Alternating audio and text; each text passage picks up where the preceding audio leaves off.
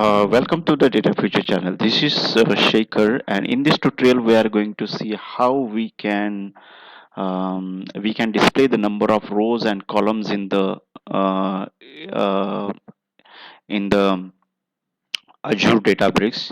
So, if we read the CSV file or Excel file into Azure Databricks, then the first task is to know what is the size of the data. Means what are the number of columns and number of columns and rows. Okay, so last time we have seen how to read the file. So we have loaded that CSV file into DBFS folders, and then we copy this file path here. Then we read this CSV file. So spark.read.csv, and you have to make this header is equal to true, in first schema is equal to true, and then you can display the first five records or any five records by using this. Okay, now I want to know what is the number of rows and columns. So for that, what I have to do, so I have to do the data frame dot count. So data frame dot count will give you number of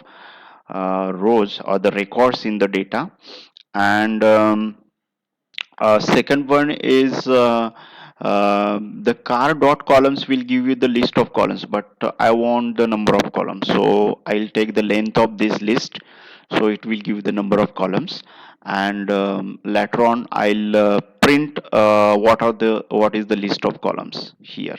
Okay, from that you will get everything, that is the size of your data set in the Azure Databricks. Okay, so when you run this, yes, yes, you can see there are number of rows are 11,914 and number of columns are 16, and this is the list of columns. Right. Thank you.